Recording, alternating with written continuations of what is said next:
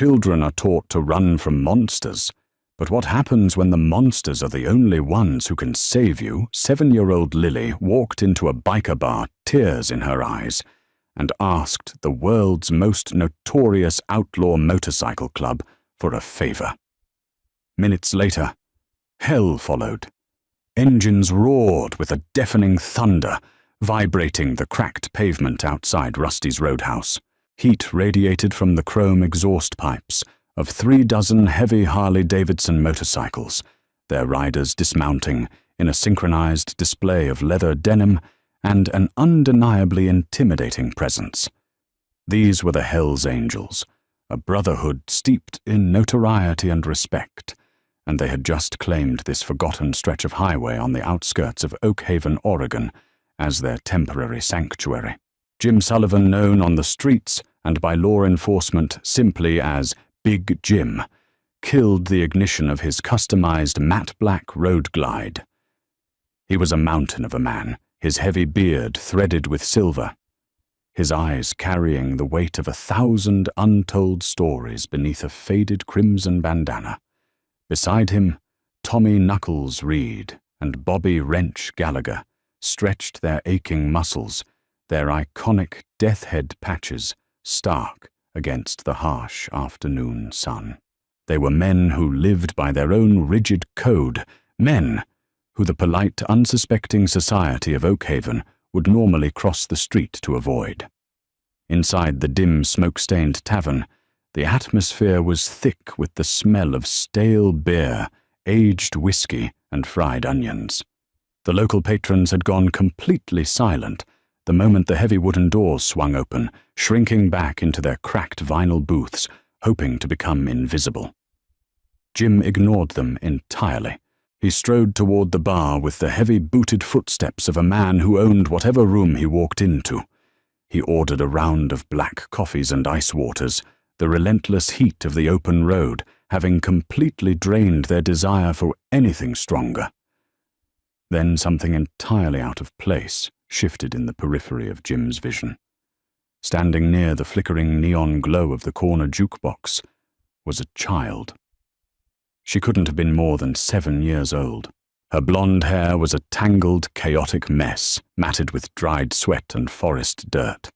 She wore a faded yellow sundress that was torn at the hem, and her bare feet were coated in dark, fresh mud. In her tiny, violently trembling hands, she clutched a crumpled piece of notebook paper. Tommy Reed nudged Jim's massive arm, his rough voice dropping to a low, gravelly rumble. "Hey, boss. Looks like we got a stray." Jim turned his heavy frame, his dark, calculating eyes locking on to the little girl. Most grown men would have withered under that intense gaze, but the child didn't run. She swallowed hard her small chest, heaving with silent, terrified breaths, and began to walk directly toward the imposing wall of leather chains and tattoos. Every biker in the room stopped exactly what they were doing. Pool cues were lowered to the floor. Beer glasses were set down gently on damp coasters. The silence in Rusty's roadhouse became absolute, heavy enough to suffocate anyone breathing it in. "Where's your folks, kid?" Jim asked, his voice surprisingly gentle like a grizzly bear, trying its absolute hardest not to frighten a cornered rabbit. The little girl stopped a few feet away, her lower lip quivering uncontrollably. "Are you the Hells Angels?"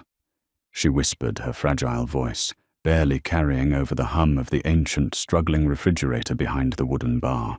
"Depends on who's asking," Bobby Gallagher chimed in, crossing his heavily tattooed arms over his broad chest, his eyes scanning the room for any hidden threats.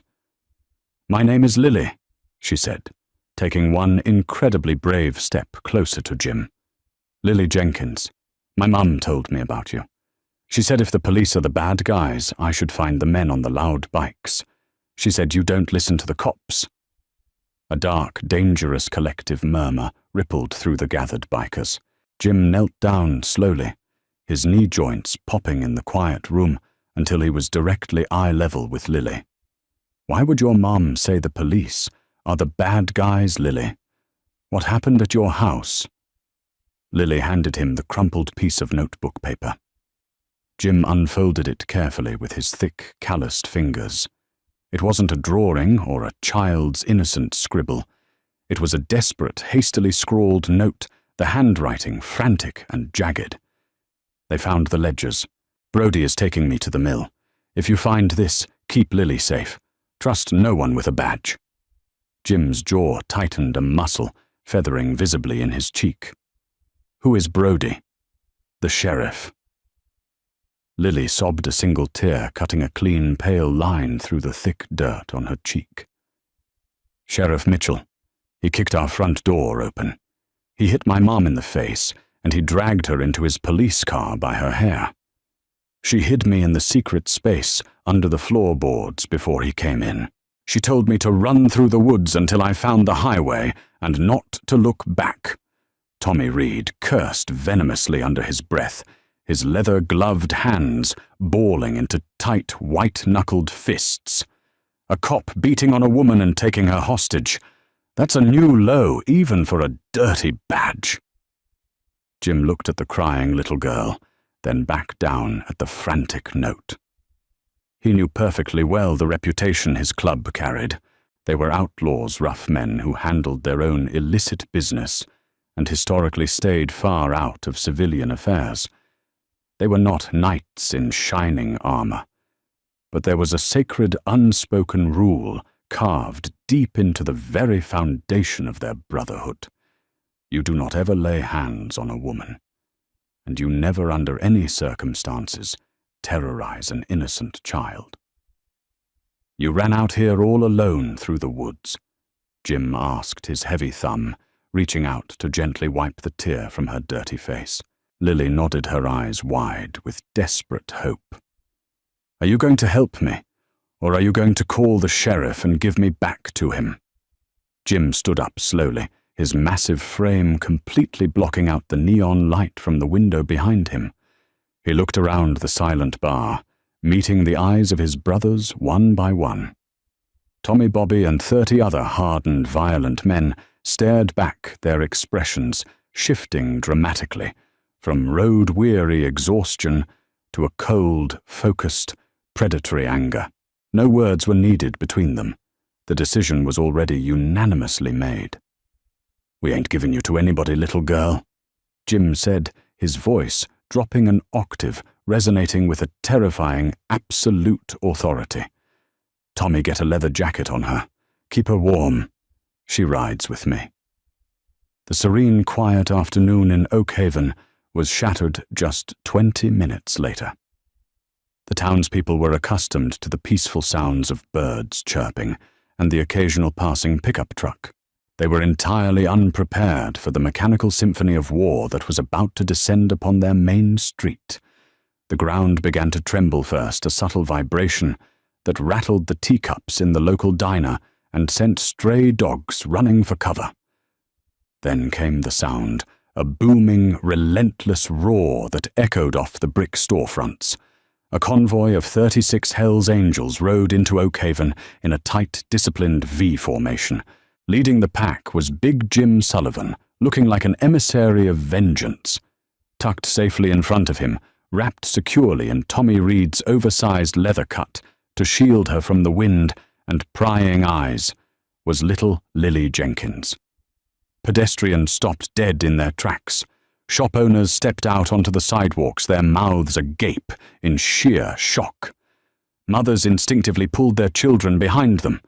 The Hells Angels didn't rev their engines aggressively or shout. They didn't need to.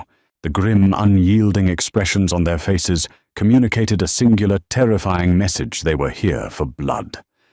Jim signaled with a swift motion of his left hand, and the entire convoy took a sharp, synchronized turn, heading straight for the Oakhaven Sheriff's Department. Inside the station, Deputy Collins was casually pouring himself a cup of awful break-room coffee when he heard the noise. He glanced out the barred window and nearly dropped his mug. The entire street in front of the station was being swallowed by a sea of black motorcycles. "Sheriff!" Collins yelled, his voice cracking with sudden panic as he sprinted toward the back office. "Sheriff Mitchell, we have a major problem out front." The doors to the precinct didn't just open, they were practically torn off their hinges. Big Jim strode into the lobby, flanked by Tommy Bobby and a dozen other massive bikers, who immediately fanned out, securing the exits and blocking the windows. The local deputies, wildly outnumbered and thoroughly intimidated, froze. Their hands hovered nervously near their holstered sidearms, but none dared to draw. To draw a weapon against this many Hell's Angels in an enclosed space was a guaranteed death sentence. Jim stepped up to the front desk, his heavy boots echoing on the linoleum. He gently set Lily down on her feet. The little girl clutched the edge of Jim's leather vest, hiding behind his massive leg. "Where is Brody Mitchell?" Jim demanded, his voice echoing through the terrified precinct. A door at the end of the hallway swung open, and Sheriff Brody Mitchell stepped out. He was a tall, sharply dressed man with a polished badge that gleamed deceptively in the fluorescent light. He looked at the bikers, then down at Lily, and a brief, unmistakable flash of panic crossed his eyes before he masked it with arrogant authority. "What the hell is the meaning of this?" Mitchell barked, resting his hand on his duty belt. "You boys are a long way from your jurisdiction. I suggest you turn around and ride out of my town before I lock every single one of you up for menacing." "We aren't leaving," Jim said, taking a slow, deliberate step toward the corrupt lawman. "Not until you tell me exactly what ledgers this little girl's mother found, and not until you tell me why you dragged Sarah Jenkins to the old lumber mill." The color completely drained from Sheriff Mitchell's face. The deputies in the room exchanged incredibly confused and horrified glances. The ledgers, the lumber mill. "I don't know what you're talking about." Mitchell lied, though his voice wavered noticeably. "That woman is a known drug addict. She abandoned her kid. I've been looking for the girl all morning to put her in foster care." "Liar!" Lily screamed from behind Jim's leg, her tiny voice piercing the heavy tension in the room. "You hit her." "I saw you." Bobby Gallagher chuckled, a dark, humorless sound that made the hairs on the back of Deputy Collins's neck stand up. "You hear that Sheriff the Kid says you're a liar. And between a 7-year-old girl and a badge who smells like fear, I know who I'm believing." Jim didn't waste another second on conversation. In a flash of terrifying speed, for a man his size, he closed the distance between them. Before Mitchell could even unfasten the safety strap on his holster, Jim's massive hand shot out, wrapping entirely around the sheriff's throat and slamming him violently against the precinct wall. The plaster cracked under the impact. The deputies jumped, shouting warnings, but Tommy and the rest of the Angels instantly stepped forward, forming a physical wall between the deputies and their boss. "Don't do it, boys," Tommy warned the deputies, his hand resting casually on a heavy wrench tucked into his belt. "This ain't your fight. Your boss has been playing dirty, and his bill has come due." Jim leaned in close to Mitchell's face, the smell of leather and stale coffee overwhelming the terrified sheriff. "You're going to tell your boys to stand down, and then you're going to take me to the lumber mill. If Sarah Jenkins is hurt, if she has so much as a scratch on her that wasn't there this morning, I am going to personally introduce you to a world of pain that a badge can't protect you from." Mitchell gasped for air, his hands clawing uselessly at Jim's iron grip. The twist was suddenly apparent to everyone in the room. The lawman was the monster, and the outlaw bikers were the only justice left in Oakhaven. Shadows stretched long across the winding logging roads as the massive convoy left Oakhaven behind. Sheriff Brody Mitchell was no longer a man of authority. He was a captive in his own jurisdiction. Stripped of his duty belt, radio, and firearm, he had been shoved roughly into the sidecar of Bobby Gallagher's heavy trike. Every time Mitchell attempted to shift his weight or scan the dense pine trees for an escape route, Bobby deliberately swerved dangerously close to the gravel shoulder, sending a fresh wave of visceral panic through the disgraced lawman. Ahead of the pack, Jim Sullivan steered his road glide with expert precision. Tucked securely against his chest, wrapped completely in heavy leather, little Lily Jenkins held on for dear life. Her earlier tears had dried, replaced by a quiet, stunned awe. She was riding at the very front of an army, and for the first time in hours she felt completely safe. Approaching the abandoned Hammond lumber mill, the air grew thick with the foul scent of rotting timber and stagnant swamp water. This decaying monolith of iron and wood was a forgotten relic of Oakhaven's industrial past. Rusted machinery sat like skeletal remains in the overgrown grass. To the locals it was simply an eyesore. To Brody Mitchell it was a fortress of dark secrets. Jim signaled a halt with a raised fist. 36 heavy engines died simultaneously, plunging the isolated clearing into an eerie, suffocating quiet. The bikers dismounted in perfect unison. Chains clinked against leather. Heavy boots crunched on the gravel. Tommy Reed pulled a heavy steel crowbar from his saddlebag, tapping it rhythmically against his palm. "Walk lesser," Jim commanded, grabbing Mitchell by the collar of his pressed uniform shirt and shoving him toward the massive rotting doors of the main warehouse. Mitchell stumbled, his arrogant facade completely shattered. "You don't understand what you're walking into, Sullivan," he stammered, his voice trembling. "This isn't just about local kickbacks. The people coming here tonight, they don't care about your patches. They are heavily armed and they will slaughter all of us. Let them try," Bobby growled, stepping up beside Jim.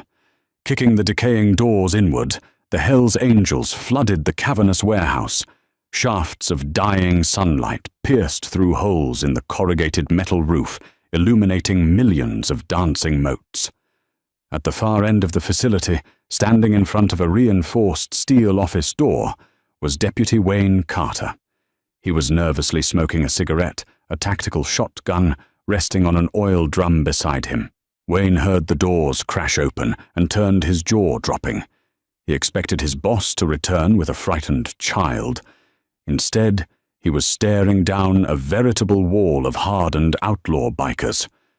Wayne looked at the shotgun, then looked at the 36 men spreading out across the floor, reaching into their cuts for heavy tools and concealed hardware.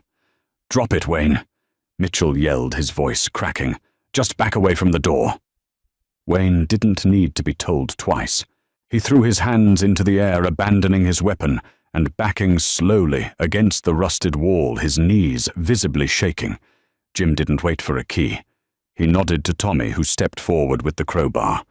2 massive, violent strikes against the rusted padlock, and the locking mechanism shattered into pieces.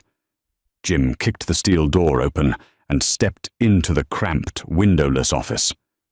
Bound to a heavy radiator pipe by thick plastic zip ties was Sarah Jenkins.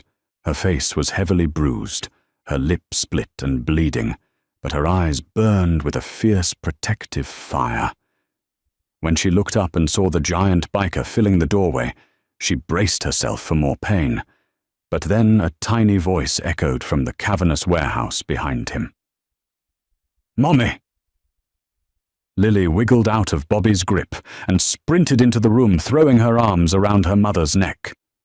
Sarah let out a gut-wrenching sob, burying her face in her daughter's tangled blonde hair. Jim pulled a heavy folding knife from his pocket and sliced through the thick plastic ties, binding Sarah's wrists. "Your little girl is a brave one, Mum," Jim said softly. "She came looking for monsters to fight your dragons. We answered the call." Sarah rubbed her raw wrists, staring at Jim in sheer disbelief. "You brought her here. Are you insane? He's going to kill us all." She pointed a shaking finger at Mitchell, who was being dragged into the office by 2 angels.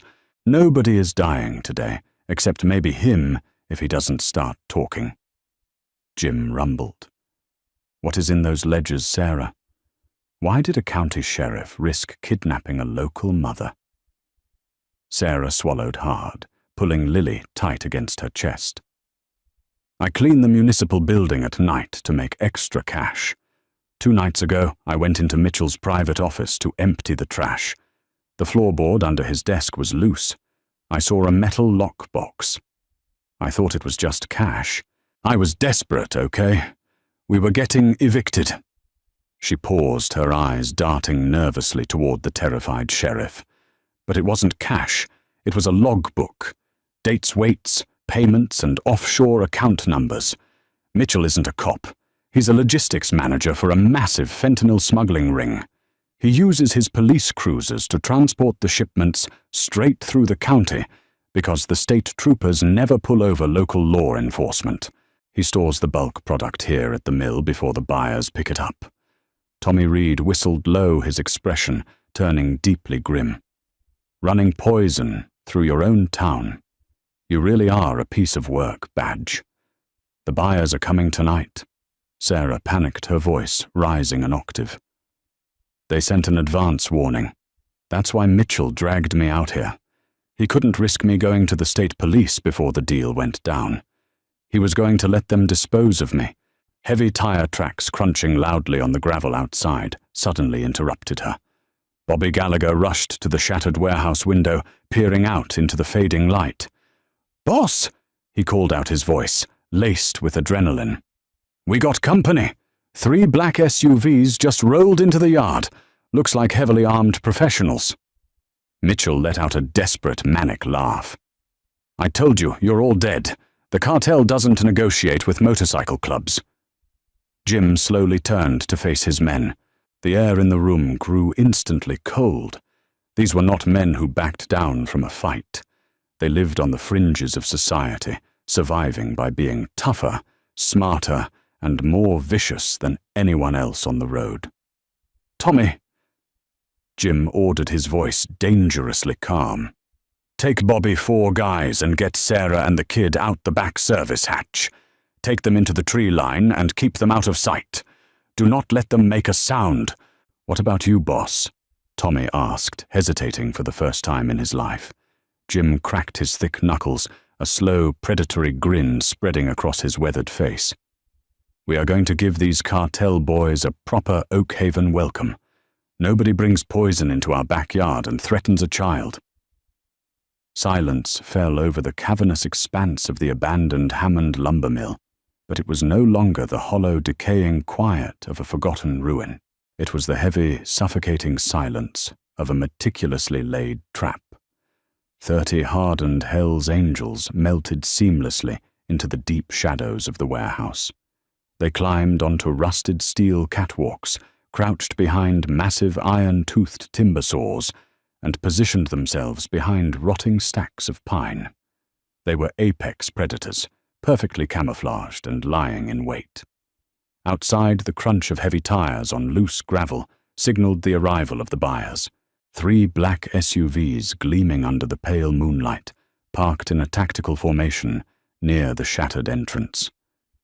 Heavy doors slammed shut.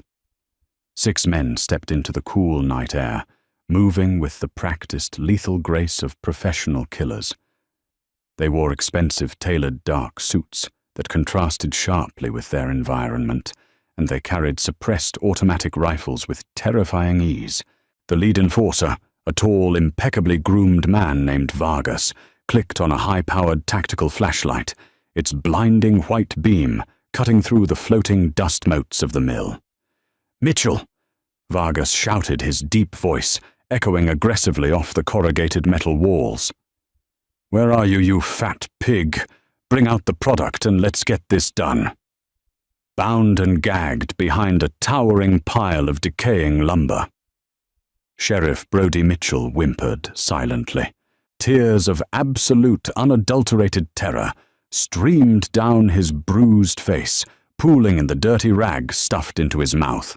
He was entirely helpless, caught between the ruthless cartel he served and the violent outlaw bikers he had foolishly underestimated.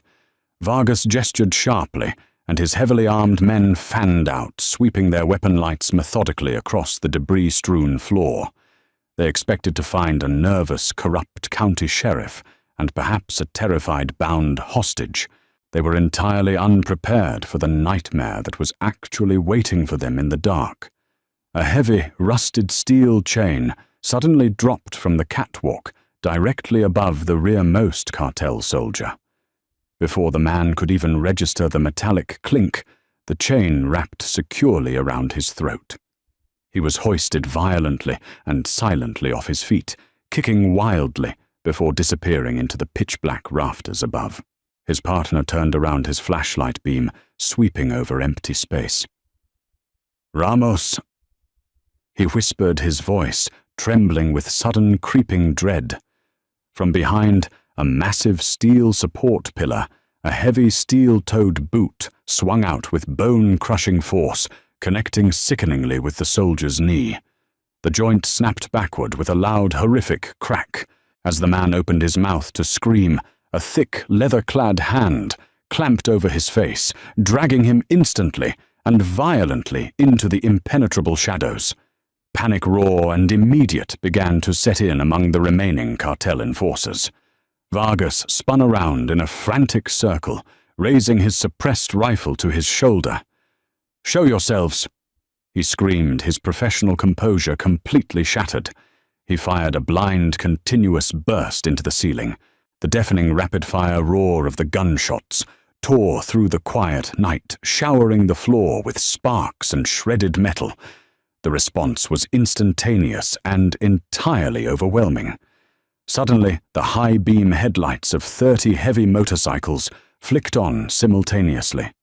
The intense, blinding wave of illumination pinned Vargas and his remaining men like insects trapped under a magnifying glass.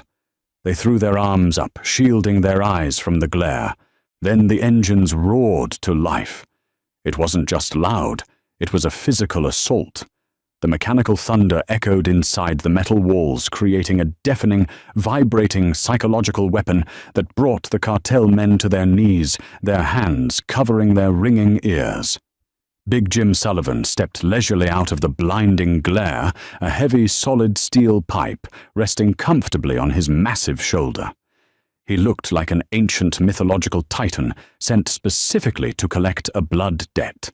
Behind him, the rest of the angels stepped forward, heavy wrenches, chains, and firearms drawn, completely blocking every possible avenue of escape.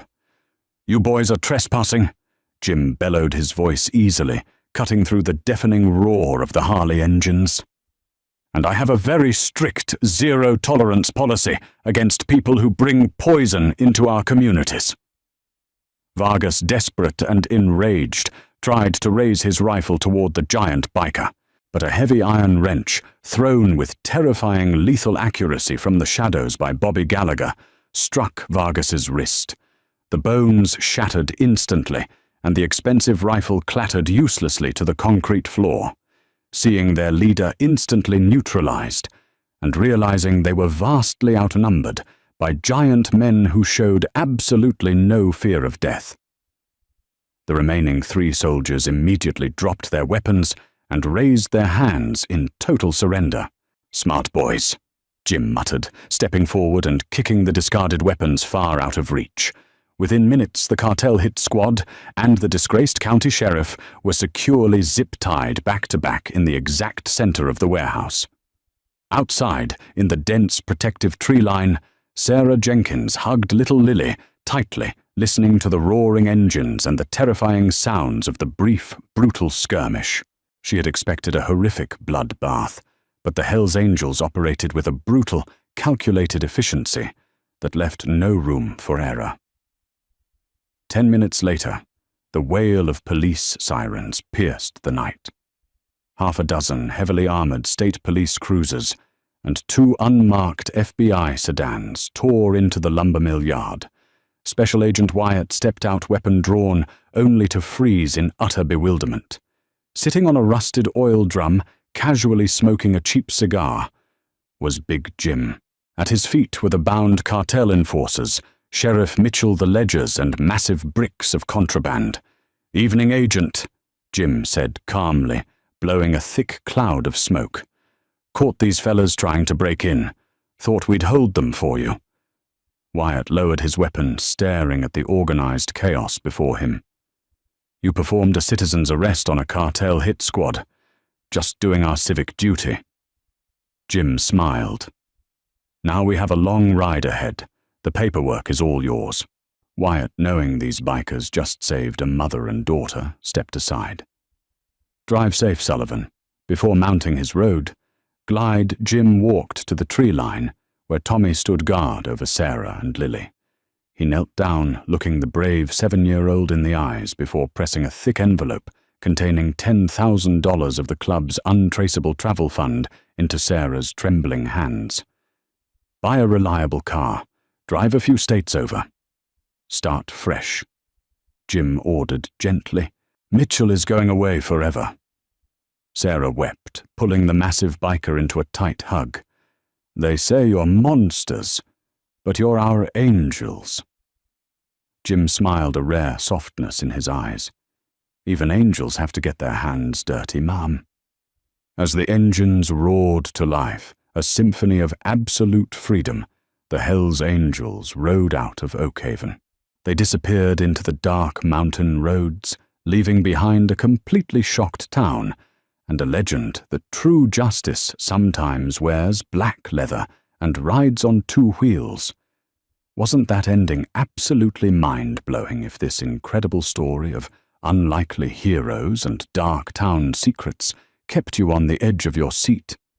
Hit that like button right now. Share this video with your friends, leave a comment below with your thoughts, and don't forget to subscribe to the channel for more unbelievable real-life dramas.